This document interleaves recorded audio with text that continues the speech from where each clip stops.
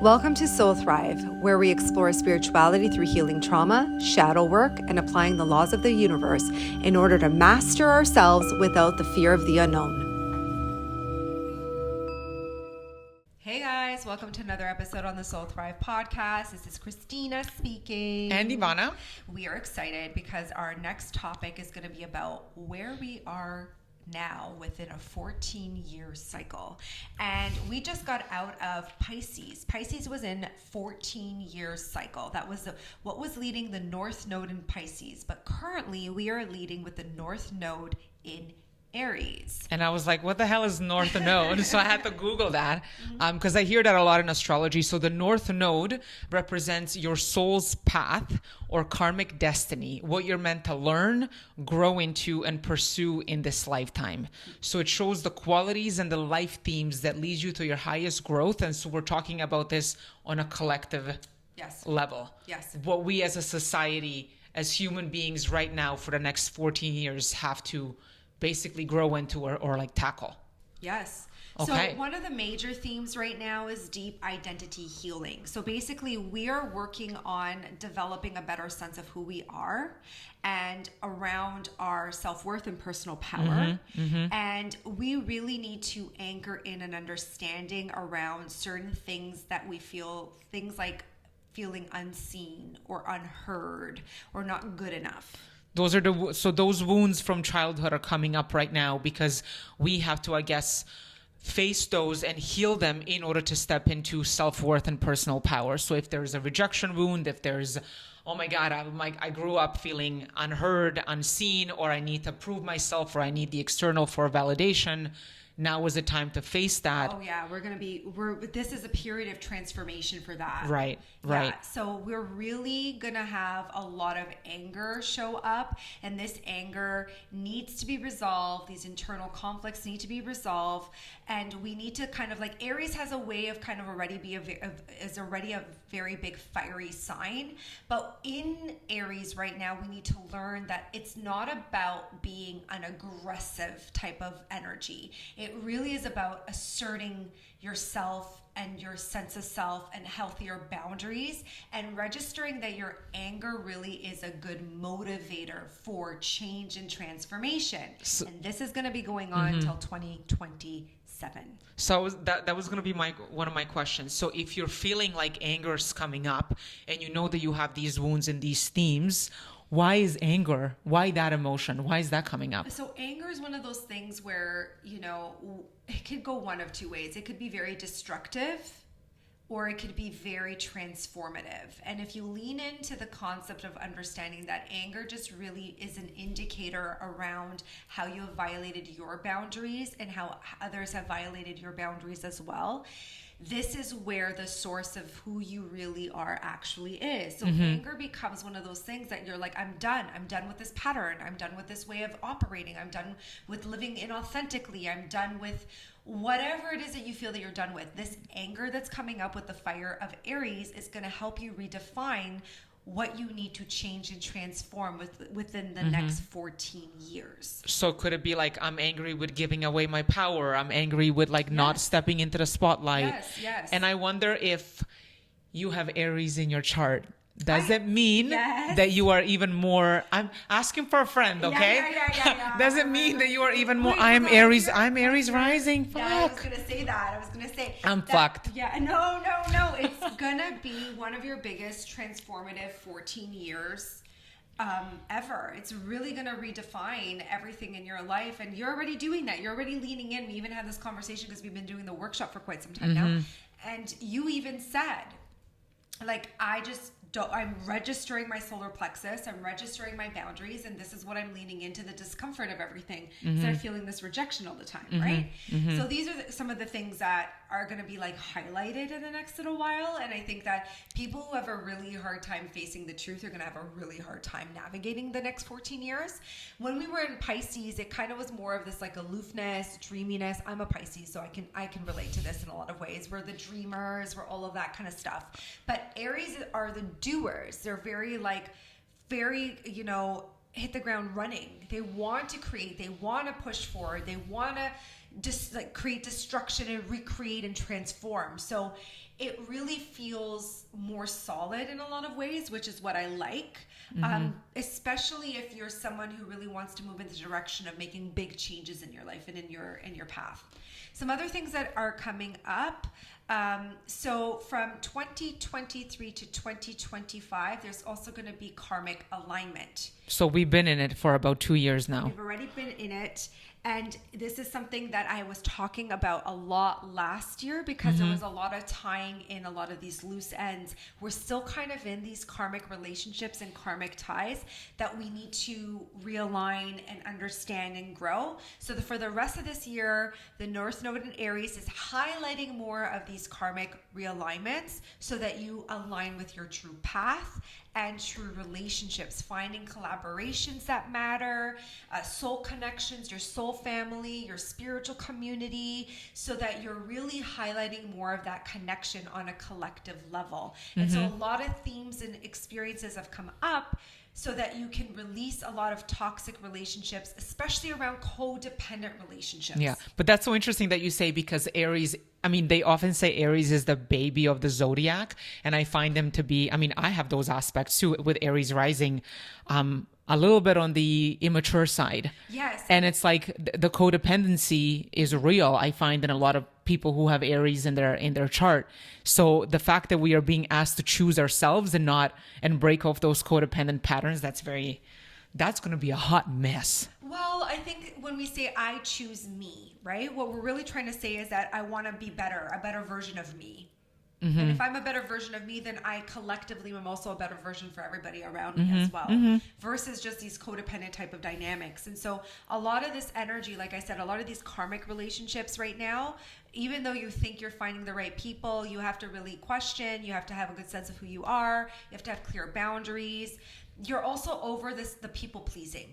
Okay, people pleasing is also out the door. It's about taking bold action. It's about stepping out, being seen, stepping into more of a leadership type of energy, but for a collective purpose. Another thing too is collective leadership. That's something that we were talking about not too long ago. And so that's kind of leading in for a good while. Like actually 2044, holy. Yeah, it says here it's Pluto and Aries. Well, whatever. Sorry, Aquarius, not Aries. But this we don't do astrology here. You can tell. We should have a guest. I know we should probably have someone else come in and talk a little bit more of the planetary alignments of things. But I really wanted to talk about just like the simplicity of understanding what cycle we're in right now, so that you have a better context of how you're navigating your experiences. And so we are moving towards getting the bigger picture. We're looking for a bigger picture, a better outcome. And because Aries is in the lead of that energy, it's really affecting the role overall collectively. And so that's why I said it's not so much about the I am just choosing me. I'm choosing me to better me, and I'm choosing to better the world collectively as well. And that's why I think lately you see a lot of businesses who are doing good for the community, good for the environment, good for the collective. It's not just about profits anymore. And I think even leaders who are doing well and who are respected are the ones who are actually philanthropic, who are not just making money for the sake of making money, right? That ego-fueled purpose. So there is that focus on community a lot. I do feel that if people are not doing that and they're just leading from a place of selfishness, that's where more conflict arises, which also, I mean, Aries is, if you think about the god of Aries, you think about, like, I think about the Greek god or whatever, he's also about destruction, right? And it's about war, and it's about all of these conflicts. But when in conflict, there's supposed to be things that come up so that we resolve them. Hopefully we don't move into that direction. I love the last point. Can I read it out? Because I think it's so interesting for me, like as I'm reading it. Yeah. This is the time where Aries may find themselves stepping into tech, innovation. Yes. And then on the other spectrum, spiritual communities or new forms of leadership and activism. Yes. And typically, like, I think tech and innovation sits in one end of the spectrum. And then you have like spiritual communities on the other. I think that's so interesting. Like, Well, there's a bridge. Yes. There's this beautiful bridge that's kind of leading in. And I think we talked about that not too long about AI also being such a huge influence in a lot of ways and helping a lot of like that spiritual bridge amongst like finding terms and way of operating and then like being able to translate it in a way where it makes sense for everybody. But technology right now, yeah. And it's developing its own consciousness. That's what people don't understand. AI, like, yeah. AI is developing its own consciousness, and that could be a good thing and it could be a bad thing too. I mean, we don't really know where it's going to lead us, but in reality, it is a spiritual consciousness. It is something that is being created. Another thing too is evolving the masculine archetype. Okay, so Aries rules Mars, the masculine action-oriented part of us over the next 14 years. Aries energy is being redefined. No longer just aggression, but purpose-driven action. That's the difference. The difference is we're not operating with aggressiveness. We're operating with purpose, leadership, and like it has to have a reason, a mission, a purpose for it to exist. And it really is about taking that type of initiative. And it's also about this divine masculine energy leading in a completely different way where it's creating safety within ourselves, because we all have a divine feminine, we all have a divine masculine, but then again, men in general redefining safety for the collective overall. So it's the conscious warrior that's leading in this energy. There's a reason, a knowing and understanding as to why we're doing what we're doing. So are men being called to step up in a different way? Uh-huh. Thank you. And also anger and impulsivity will transform into passion and aligned movement. But that's still a 14-year cycle. And I really do feel like, yeah, that speaks volumes for the divine masculine right now in a lot of ways. There's also new foundations of self-trust. So this is really, really about trusting your own instincts and owning your inner fire, but becoming aware that not every battle needs to be fought. Meaning just because you think you're right doesn't mean you need to act on it. Be more strategic, more resourceful, collect your data, and use your platforms if you have a platform, or if you have an influence in any which way where you're teaching rather than trying to tear people down. This is kind of like what I've been trying to do in the last little while. It's like instead of me getting upset or angry or trying to tear someone down or letting the anger lead from like that emotional Pisces perspective, stepping into the leadership role of Aries really is about, I'm going to take this lesson that I've gone through and I'm going to now educate others on this as well so that they can learn something from this experience as well. And that's what a really good leader does overall. And then it really is about stepping into our courage and being bold and honoring our truth and being really, really honest overall. So this is a really great period right now. I think in a lot of ways, we are shifting a lot of these aspects, and above everything else, I really do hope it creates more authenticity and an inner resolve. Ready for that? Yeah, we've been Aries rising. Well, There's I'm a Leo rising. I've got the fire. Oh, we know. That's why she likes to talk all the time. I'm sorry. I love it. No, but it's I feel like everything that we just talked about totally aligns with even the themes that we've been working on in Soul Thrive for the longest time. And like even in this workshop, we're talking about self-confidence and solar plexus and what does it feel to have that strong solar plexus. And one of the questions that you asked that was really for me illuminating is, how do you create unsafety within yourself? Because everything that you just talked about is about, for you to step into your power and into your authentic self, you have to be safe within yourself. And so I think collectively we all have to work on that, it sounds like. And I love that we already started doing that. But we have to start by questioning ourselves. How do I make myself feel unsafe to begin with? And then that's like the step one into stepping into my own safety so that I can step into, like, personally, what I'm working on is my mental has deemed certain situations as unsafe. Right. From my childhood trauma, from the complex PTSD, from like whatever, blah, blah, like all this stuff, right? So, but I'm telling myself a story. Oh, that's not safe. I can't go there and be myself. I can't go there and be authentic. I can't go there and be a leader of my own experience.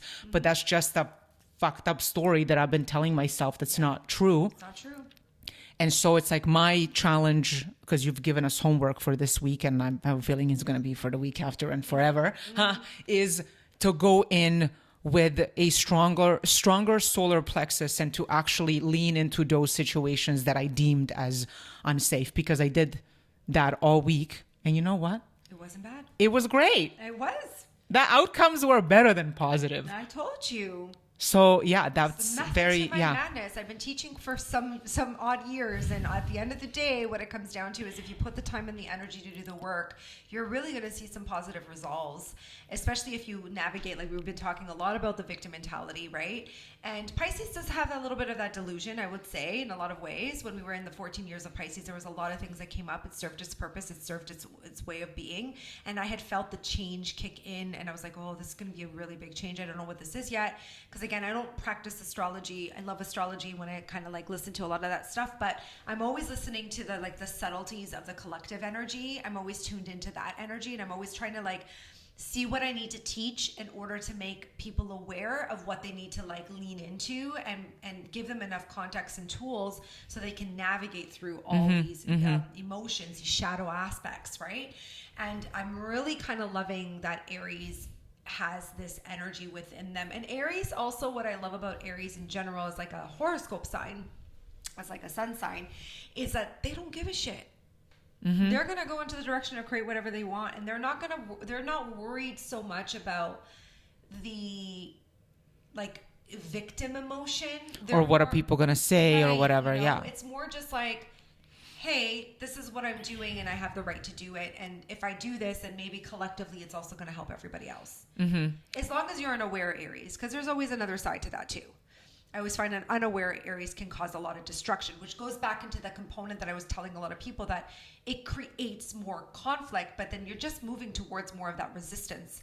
If you would just lean in more with the awareness part and like, I'm doing this with an intention, then you resolve conflict versus the destruction component of that aspect. It does also feel lately like there's been more momentum, because it felt like up until the end of March, we were like stalling. Yes. And I think the new year really energetically begins with Aries season, not with the actual like calendar. Yep. So I know Chris from Minnow Pond Tarot, who we've had on the podcast. He always says, he's like, forget it. Like January, February, March, you were still in the old like calendar year vibes. The new year starts with Aries season. Yes. Let's go. Yeah, let's go. Yeah. All right, guys, let's go. Let's make things happen. LFG. Bye, guys. Bye.